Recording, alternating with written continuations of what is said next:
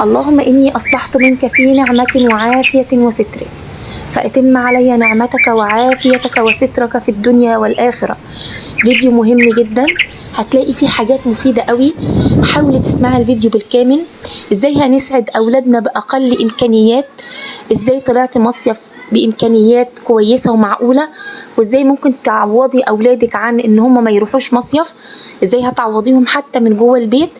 وكمان انا ليه شخصيتي متغيره طول الشهر، مره فرحانه، مره زعلانه، مره تعبانه، مره صحتي كويسه، هو انا فيا ايه؟ تابعيني في الفيديو ده بالكامل. يلا بينا، ما تنسيش لايك من فضلك. من مثلك في شفتي يتلى، صلى الله وقلبي صلى الله على محمد صلى الله عليه وسلم.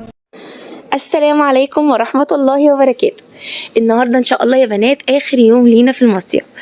هعمل لكم بقى الروتين كامل من الفجر. دلوقتي احنا بعد الفجر مباشرة، وجوجو حبيبة قلبي هي الوحيدة اللي رضيت تصحى من السرير وجت معايا، فقلت لها تعالي بقى كده معايا علشان نحضر بقى كده الشروق والجو الجميل على البحر. ده صراحة عندي باليوم كله، يمكن انا بحس اليوم كله تحت امر ولادي، بس انا عندي ساعات الليل على البحر وكمان ساعة الفجرية دي هي بالمصيف كله. صراحة بتحس بقى الهوا كده نقي جدا وحلو، الاجواء هادية ومفيش حد خالص في المنطقة، ففعلا ده احسن وقت بالنسبة لي.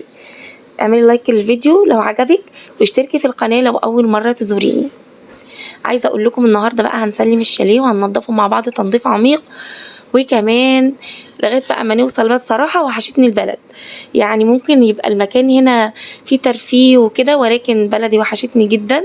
انا بحن قوي والغربه بتاكلني بسرعه قوي، مش عارفه ليه. ولما بخرج من البلد بحس ان انا عايزه ارجع تاني، واول ما بدخل كده البلد خلاص في الاول وخلاص بحس كده باطمئنان، وادخل بيتي كده احس بالامان. كنتوا بتسألوني حبايبي في الفيديوهات اللي فاتت بتاعة المصيف اللي نزلتها عن سعر اليوم والأسعار هنا، مع ان انا قايله في الفيديو بس انتوا ما بتكملوش الفيديوهات للاخر، معرفش ليه. وعلى العموم برضو انا هقدركم رغم عدم سمعانكم الفيديو بالكامل ليا، عدم تقدير ليا، بس انا هقول لكم. الفيديو اللي هو كان التاني كنت قلت لكم فيه سعر اليوم 800 جنيه. حلو قوي لو هتروحي انت واسرتك يوم يومين ثلاثة كمان. السعر حلو بالنسبة للمكان ده او امكانياته، امكانيات الشاليه اللي انا قاعدة فيه. لو هتلاقيها بره في مكان تاني هيبقى السعر اعلى من كده. بلس بقى ان انت هنا واخده هدوء، واخده خصوصيه، واخده تقدري تنزلي الميه براحتك. يعني مثلا الوقت ده لو انا عايزه انزل ممكن انزل، بس انتوا عارفين ان انا ما بحبش الميه قوي وما بحبش الرمل والحاجات العكعكه دي، بحس ان انا بتعفرت اول لما هدومي تتبل. مش عارفه ليه، انا حتى وانا بغسل المواعين على طول اروح اغير، كمامي تتبل على طول اغير، بتضايق يعني، ما بستحملش الحاجات دي. كل واحد بقى وشخصيته يعني. ممكن اروح على الشط كده اتمشى، واخدين بالكم مثلا ابقى لابسه مثلا كروكس مثلا، وبعدين رايحه جايه على طرف الميه، عارفين اللي هو يا دوب الكروكس بس اللي بيتبل كده، بس انا مرتاحه كده نفسيا رايحه جايه وخلاص. دلوقتي خلاص قعدنا كده، خدنا قعدتنا، وجوجو رجعت معايا حبيبه قلب، قعدت كمان هي تلعب كده على البحر شويه، وبعدين هترجع هي تكمل نوم تاني، وانا برضو هاخد لي كده ساعتين نوم، وبعدين نصحى بقى نشوف هنكمل يومنا ازاي. النهارده اليوم النهارده شيق جدا، وفي احداث كتيره وفي حاجات كتيره قوي. ان شاء الله باذن الله تستفادوا معانا وتتشجعوا معانا وتعيشوا اجواء حلوه كمان في يومنا النهارده، واحنا بنودع اليوم التاني وهنروح بقى بلدنا ان شاء الله باذن الله. عارفين يا بنات، كنت عايزه اقول لكم على حاجه. انتوا تعرفوا ان انا مش كل سنه بطلع المصيف، يعني انا مش حاجه بالنسبه لي ان انا حاجه يعني ثابته ولازمه. يعني انا اخر مره طلعت فيها المصيف تقريبا من سنتين، متخيلين؟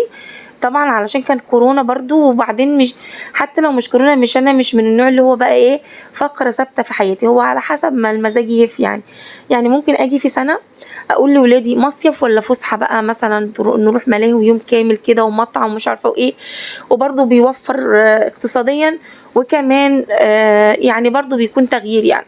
لكن هم السنه دي تقريبا وحشهم المصيف، فكانوا ملحين جدا عليا ان هم فعلا عايزين مصيف كل شويه، عايزين نروح ميه، عايزين بحر، لان ولادي فعلا من عشاق البحر فعلا. دلوقتي كده بوريكم الاوضه، وعايزه اقول لكم على حاجه.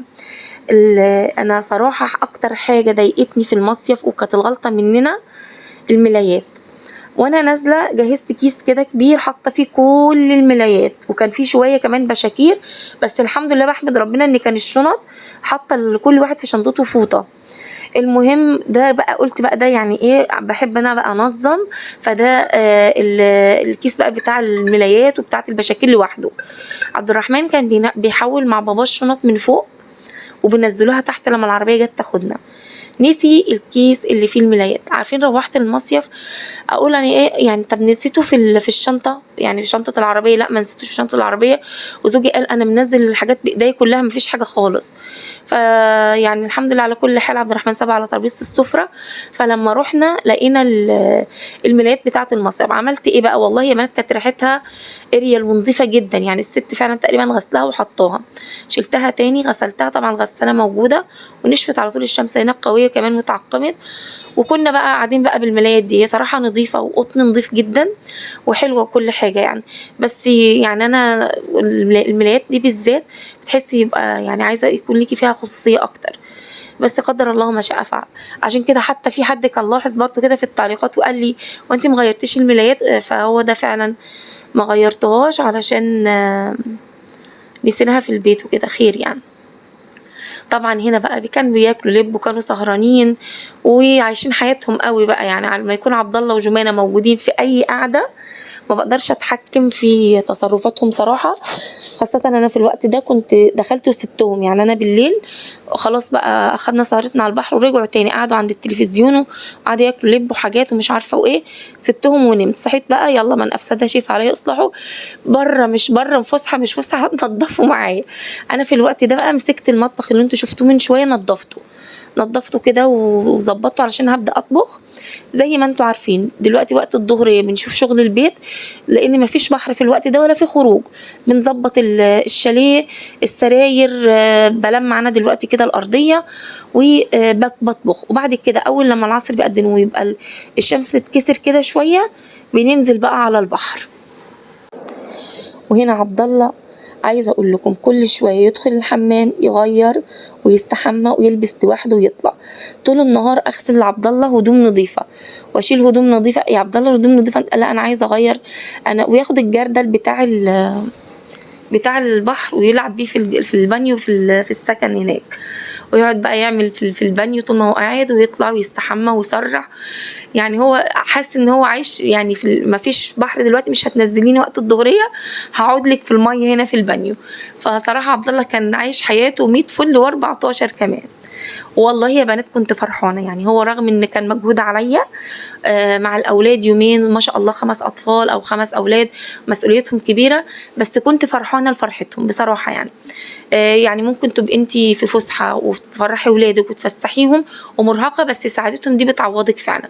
هنا ما شاء الله زي ما بوريكم كده المطبخ نضف وبقى زي الفل.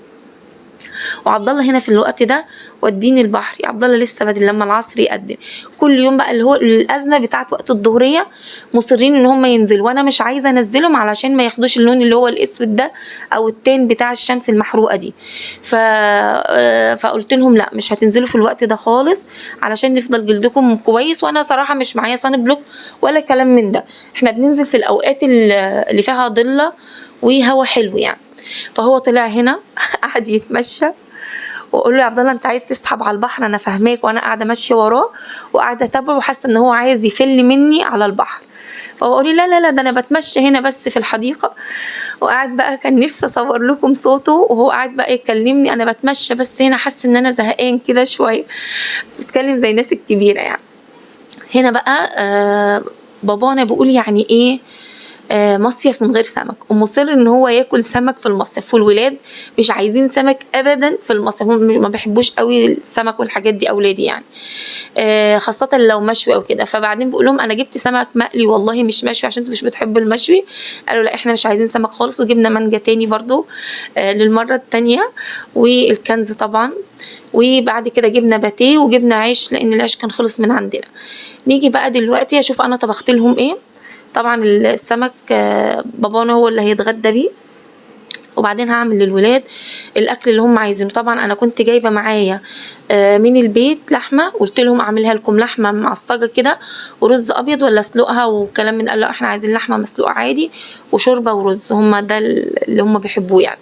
طبعا هنا المطبخ ما شاء الله بقى زي الفل، وعملت رز بشعريه، والحله اللي عليها المصفى المتغطي هناك ده ملهاش غطا، لقيت مصفى كده رحت مغطيها بيه، ده في اللحمه المسلوقه في الحله دي ولسه بتستوي على نار هاديه جدا. هننزل البحر بقى سايبه النار اللحمه على نار هاديه قوي قوي يا دوب، والرز استوى علشان لما نرجع من البحر يبقى هم جعانين يلاقوا الاكل جاهز على طول. هنا بقى يا بنات يعني صراحه الوقت ده بحبه برضو جدا، بيكون حلو بس بيكون بقى فيه مسؤوليات. يعني انا بحب استمتع بالوقت ده، ولكن الولاد طالعين بالبحر بغير لهم بقابلهم بقى بالبشكير، بدخلهم جوه، بيكون في مسؤوليات انا بعملها. ولكن انا لو برضو هستمتع بالمصيف من ضمن الاوقات الممتعة جدا، واللي بحب ان انا يعني فعلا اعيش مع البحر فيها، وقت اللي هو قبل المغرب كده بساعة او نص ساعة.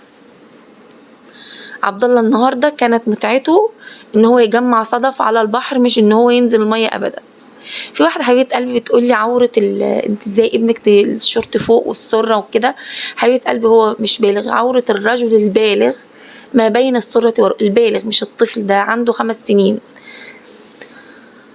طبعا هنا بيحاول يكسر الصدف، انا اقول له غلط يا عبد الله مش عارفه ايه كده يعني. بس عايزه اقول لكم رحله الصدف دي ما سابتنيش طول اليوم في الشاليه وبره بالليل واحنا قاعدين، ومنبهر جدا ان هو جمع صدف وقاعد بقى يجمع تاني اكبر كميه. عايزه اقول لكم بقى ان هو بياع، لقى حاجه تانية تشغله، راح للحاجه اللي شغلته هتشوفوها دلوقتي وراح رميل الصدف كله. هنا جمانة غيرت خلاص وجت، ودلوقتي بقى هنطلع كده نشوف بقى هنكمل يومنا ازاي. بصوا حبايبي، في واحدة كده كانت سألتني سؤال وعدتها ان انا هجاوب عليها في فيديو النهاردة، هو بعيد عن المصيف وعن حاجات خاصة بالمصيف، بس انا وعدتها. بصوا هي بتقول انا طول الشهر كويسة يا ام علياء، وفي يعني بيكون بيتي نظيف ويكون حلو وابقى مبسوطة والحياة حلوة وبنزل عند حماتي وكل حاجة، بس في ايام باجي ببقى مش قادرة اشيل حاجة من مكانها والبيت مش نظيف ومش عارفة اعمل ايه، وما اقدرش اتحكم في كده يعني. فبتقولي لي اعمل ايه؟ بصي يا حبيبة قلبي، احنا لازم نعرف في ناس مش عندها الثقافة بالشكل الكافي اللي تعرف بيه ان احنا فعلا هرموناتنا بتتحكم في شخصيتنا وفي مزاجنا وفي نفسيتنا وفي صحتنا طول الشهر، صح ولا لا؟ واحنا مجربين هتلاقي نفسك احيانا في الشهر شخصيه مرحه وحلوه قوي وحبوبه ومتفائله ومعنوياتك عاليه قوي، وده هرموناتك برضو بتتحكم فيكي صدقيني.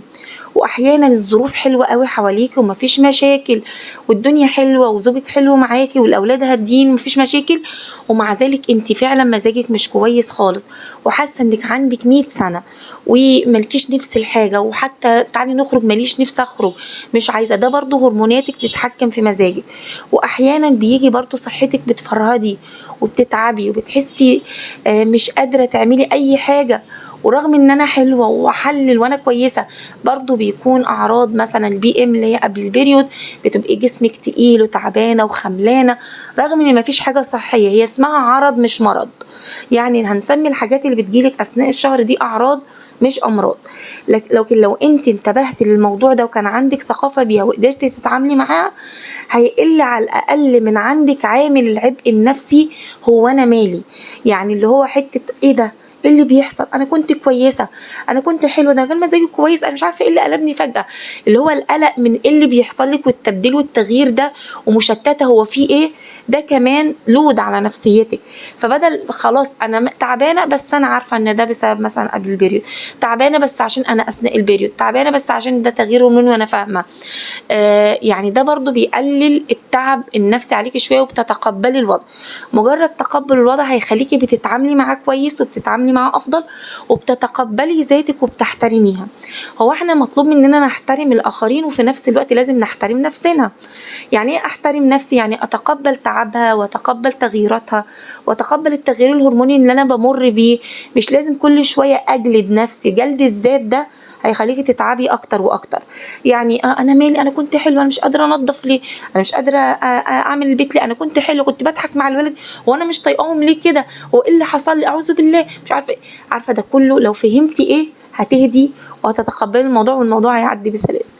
طبعا عايزه احكي لكم حكايه القطه دي. القطه دي يا بنات كانت بيننا وبين الجيران بنوته كده اسمها يمنى، هتظهر معاكم دلوقتي. يعني هي اللي بتروح ليومنا شويه وتجي لنا شويه.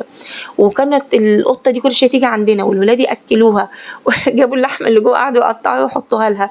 عارفين بقى القطه متمسكه بينا، وعبد الرحمن انا ماسكها على رجله وقعد يعيط عايز ياخدها مع البلد، وبابا مش موافق، بيقول اكيد ليها مامتها هنا ولها حد هياخدها، ما تاخدهاش غلط، مش عارفه ايه، لا يكون ليها مثلا صحبه او لها امها هنا مثلا بتجيب لها اكل وتمشي. الولاد قعدوا يقنعوا لا ملهاش ام، واحنا بحثنا وجت قطه كبيره كده يا بابا وقفت قدامها وبعدين بصت لها كده كانها ما تعرفهاش انها بص، قعد يقول خزعبلات وحاجات تفطس من الضحك. وفي الاخر طبعا قلنا لهم طب بص، واحنا ماشيين في العربيه لو هي جت علينا واحنا بنمشي الصبح يبقى خلاص القطه دي بتاعتنا وهناخدها يا ستي. انا عارفه مش هتعمل كده اصلا، وانا عارفه ليها امها يعني. المهم ما جاتش وعدى اليوم، بس فضلوا متعلقين بيها جدا وهم مروحين في الطريق زعلانين وكده. يعني هما شكلهم كده بينبروا عايزين قطه ولا حاجه اشتريها لهم، بس انا بعدهم، انا ما اقبلش وما اقدرش اصلا على وجود الحاجات دي في البيت خالص. في ناس تتقبل وفي ناس تقدر، لكن انا بصوا يعني من ناحيه ولادي طول النهار اشمشم وراهم وانضف واعملها، استحمل قطه كمان كفايه اللي عندي. بصوا بقى يا بنات، دلوقتي رحنا نزلت فايد اشمشم كده زي القطط، قلت يمكن الاقي ملاهي او حاجه هرجع البيت على طول وناخد الولاد فيها، ندور على مكان يعني. بصراحه ما لقيتش، طبعا لقيت تعليقات اصلا فيديوهات برضو بتقولوا لي ده الكلام ده في اسماعيليه، لسه انزل بقى اسماعيليه. فلقينا بس المخبز هنا، جبنا شويه حاجات كده، وعلشان السهرة لزوم السهرة جبنا ميني بيتزا وجبنا الأكياس اللي هم بيحبوها دي ولكل واحد كان طالب مني حاجة. يعني اللي كان عايز بقى اسمه ايه البتاع الأزرق ده، يا نهار أبيض، ده هو مشهور بس رايح عن دماغي، أوريو وفريسكا والاكياس دي. وهنروح بقى نقعد على البحر، والوقت ده بقى عندي سيبوني بقى، يعني ما فيش بقى تغيير، ما فيش ميه، ما فيش عكعكه، خلوني اعيش حياتي بقى. بس هننزل بقى دلوقتي بقى على البحر، وهنودع بقى البحر النهارده اللي هو بالليل وانا مش هسيبه برضو الفجر ان شاء الله. يعني حبايبي عايزه اقول لكم على حاجه، في ناس بيكون عندها قلق دايما ان الحاجه تروح منها اللي هي عايشه فيها الحلوه. يعني مثلا واحده تقول لي انا دايما قلقانه على اولادي، زوجي يروح الشغل وافضل قلقانه لغايه لما يجي، ابص لاولادي بالليل هم نايمين ممكن يروحوا مني واخاف.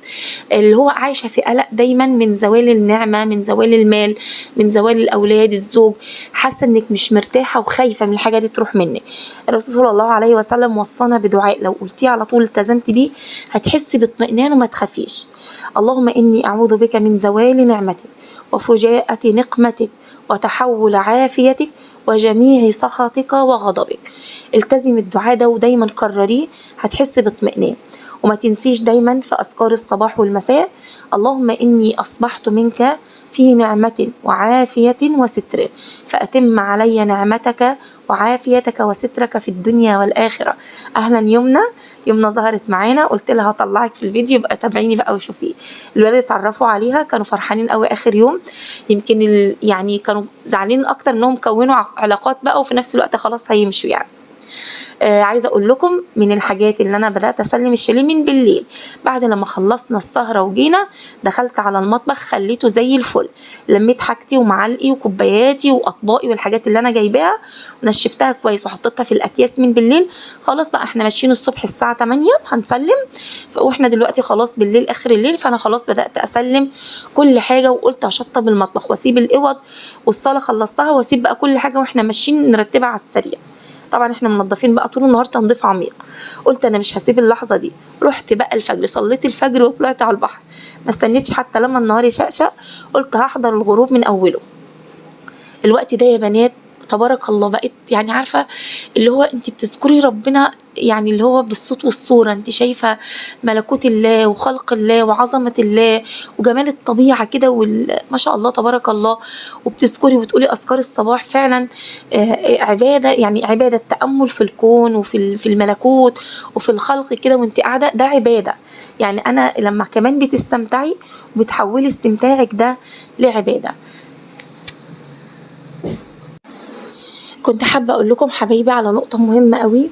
مش معنى ان انت مثلا في تعليقات كانت بتجيلي يا ام علي ده انا نفسي اطلع مصيف بس احنا داخلين على دراسة والمصاريف، فعلا والله العظيم يا بنات الاسعار، انا والله العظيم نزلت اجيب حاجات المدرسة ورجعت من غير ولا قلم، نفسي تسدد اقسم بالله. طبعا مش معناها ان انا مش هجيب، لا انا هجيب، بس عارفين اللي هو بصيت بكام الكراسة، طب بكام دستة الكشاكيل، بكام الكراسات، والورق اللي هو ما كناش بنرضى نجيبه اللي هو الرديء، هو اللي كمان غالي، وهو ده اقل فئة، يعني اقل فئة وكمان غالية.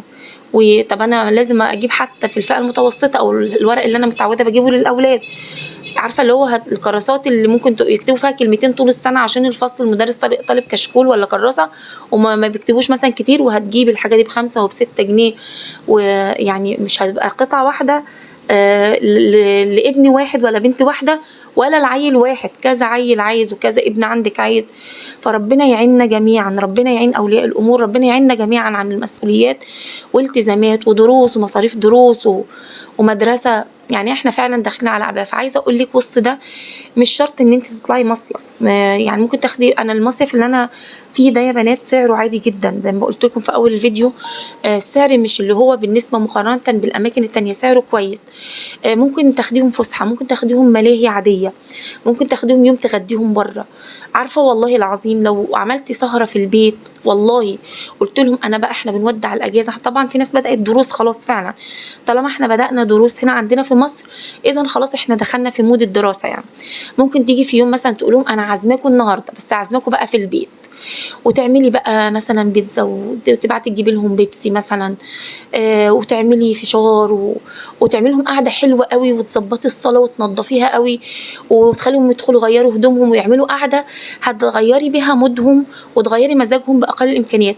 والحاجات دي مش جديده عليكم، انا عملتها معاكم قبل كده، وكنت بقول لكم في فيديوهاتي ان انا اهو بفسحهم جوه البيت، خاصه كان ايام كورونا، واعمل لهم قعده، وباجي يوم سهره الخميس بقول انا هطلع هصرف كام، هصرف عربيه كام مواصلات، وهصرف قعده ومجهود، وانا اطلع والبس الاولاد وي وي وي، وهصرف كام في المكان اللي انا قاعده فيه، ربع الحاجات، ربع الفلوس دي هشتري حاجات جوه البيت واعملها لهم وافرحهم.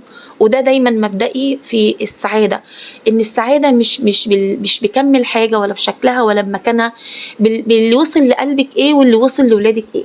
ده كفايه ان ولادك بس يحسوا انك عايزه تفرحيهم، هو كده خلاص هم فرحوا، ده ماما عايزه تعمل لنا، يعني حتى ذوقيا منهم هتحس انهم بيفرحوا، يعني بيفرحوا غصب عنهم وعايزين يفرحوكي ويبينوا لك فعلا ان احنا فرحنا باللي انت عملتيه. فحاجه بسيطه زي كده ممكن تغيري باقل حاجه، بدات لك باقل حاجه انك تعمل لهم سهره في البيت وتغيري مودهم، علشان احنا يعني مع ضغطه البيت وشغل البيت ومسؤوليات الاولاد بنشوف ان هم مش مضغوطين، ايه يعني الدرس والمدرسه انت وراك ايه يعني، ده احنا اللي بنصرف عليك واحنا اللي انت شايل هم ايه. لا هو بيبذل مجهود عشان يذاكر، عشان يجيب مجموع، علشان متوتر بدل ما يجيبش ومش يرضيكي بالحاجه اللي انت عايزاه يجيبها اخر السنه، لا بيتعبوا. والدروس، عارفه الدروس الايام دي ما كان احنا كنا زمان بناخد ايه يا بنات، كنا بناخد علوم، انجليزي، رياضيات، والعلوم ده ما كانش كتير، يعني في فتره الاعدادي كل اللي بياخد درس بياخد رياضيات وانجليزي، في ناس ما كانتش بتاخد اصلا. دلوقتي هتلاقي كله بياخد في كله، الازهر ياخدوا شرعي وعربي وانجليزي ورياضه وعلوم دراسات كمان، يعني متخيلين. طبعا انا في حاجات بديها لاولادي وحاجات لا، يعني طبعا انا مدرسه شرعي فانا بشرح لهم، العربي بوديهم عربي، ليه؟ لان المدرسه كم المنهج بتاع النحو والحاجات دي لو جم في المدرسه هيسمعوا الشرح وهيتابعوا مش هيقدروا يستوعبوا الكم ده اثناء مده الحصه، فلازم درس فعلا. واخدين بالكم؟ المناهج يمكن كانت ايامنا غير كده، يمكن كانت المسؤوليات ايامنا غير كده. تلاقي طالب الايام دي معاه تليفون، والله ده مسؤوليه من المسؤوليات، وحقيقي مسؤوليه ان هو يروح مثلا سايبر او يروح يلعب بلاي ستيشن او يروح يلعب ماتش. الحاجات دي بقت يعني زي بند من بنود الشباب والجيل بتاع الايام دي. فدي احنا ممكن شايفينها ترفيه، هو شايفها حاجه لازم يعملها يعني. فغير زماننا وغير ايامنا بياخدوا دروس في كل المواد. الوقت بقى طبعا بيضيع، مجهود، صحه، فالله يكون في عونهم برضو يعني. خلصنا سلمنا كل حاجة نظيفة ومغسولة وزي الفل. ما شاء الله الأرضية اتلمعت. زي ما بقول لكم يا بنات، المؤمن إذا دخل مكان تركه خيرا مما كان فيه. والله يا بنات لو داخلة حمام في مكان عام لظروف بقى خلاص بقى لازم مثلا يكون في مكان وادخل، لو لقيت الدنيا بايظة بمسك الشطافة واقعد اشطف واعمل والله. وحط دايما في دماغك المؤمن إذا دخل مكان تركه خيرا مما كان فيه. يعني حتى لو انت واخدة الحاجة مش كويسة اعمليها كويس وظبطيها، وده كله في ميزان حسناتك وبيعبر عنك وعنوانك كمسلمة كمؤمنة كده يعني. بسلم، بقفل كل حاجة، بشيت نسينا حاجة، بشوف في الأدراج لو الولاد حاطين حاجة سايبين. عبد الله كان كل شوية يستكشف، يعني عبد الله من النوع اللي هو قاعد يعني حتى لو احنا مش في البحر قاعد يلف في المكان ويستكشف ويفتح الأدراج. عارفين اللي هو السن ده، وما كنتش بتضايق طبعا، مش هكبته، هو ده سن الاستكشاف وكده يعني. بس كده تمام زي الفل ما شاء الله، والريحة زي الفل، ريحة نظافة فعلا. هنقفل بقى ونتوكل على الله. طبعا الانوار لسه منوره، لسه زوجي انا هطلع من الباب ده وزوجي هيلف من ورا من الباب التاني علشان في هنا شوز ورا ناسينه فهيجيبه وهيلف لنا بقى من ورا. بس بقى بدأنا نرص الشنط وخرجنا. ده كده مكان فايد، احنا خارجين. ده يا بنات القرى كلها على اليمين ده، وانت داخله او انت داخله رايحه بتكون على الشمال. كلها اماكن ممكن تنزلي وتحجزي فيها. كان في ناس بيقولوا لي قريه اللوتس، فعلا كنت هحجز فيها، ولكن كانت عايزه حجز مقدم، يعني احجز من بدري، وانا مش مالكه وقتي، يعني انا مش مالكه وقتي، ولا ان انا عارفه فعلا. انا مثلا قلت انا هحجز على شهر 7 على 8 وانا عارفه نفسي هروح ولا لا. انا مش بتاعتي ان انا ابقى ملتزمه بوقت محدد ومش عارفه ظروفي ايه. فده كان عيبها. لما جيت بقى اروح، رحت فعلا كلمتهم لقيته كومبليت. اللوتس حلوه قوي، والجوهره برضو جنبنا حلوه قوي، اللي هي جنب النيفرت دي جميله. وسعرها على فكره 500. يعني الجوهره لما سالنا كان اليوم ب 500، بس كانت برضو كومبليت وقتها. وصلنا بلدنا. دي بلد يا بنات والله لو اقول لكم، اول لما دخلت حسيت براحه ووصلت بقى واطمئنان. عارفين ببقى جوايا بعض القلق من الطريق، يا رب نوصل بالسلامه. طبعا الايام دي ربنا يعافينا جميعا. الحمد لله وصلنا بالسلامه، دي نعمه كبيره قوي. والله يا بنات بقيت وانا داخله اقول الحمد لله حتى يبلغ الحمد منتهاه. الحمد لله ولادي رجعنا الحمد لله بخير. اي ام مكاني بتسمعني عارفه يعني ايه ممكن يبقى اولادك مستمتعين ومش حاسين بحاجه بس انت متوتره في نفس الوقت. دمتم في امان الله حبيباتي. خلص فيديو النهارده، ما تنسيش تعملي لي لايك للفيديو جزاكم الله خيرا، وتابعيني في قناة عيشي حياتك. دايما هقدم لكم كل مميز وجديد. تابعوني بقى شوفوا ايه اللي حصل في البيت لما رجعت. راجعة في امان الله فرحانة الحمد لله، سايبة البيت كومبليت، بس دخلت اتغميت بصراحة. تابعوني بقى الروتين الجاي واول روتين في البيت بعد العودة من المصيف. بحبكم جدا.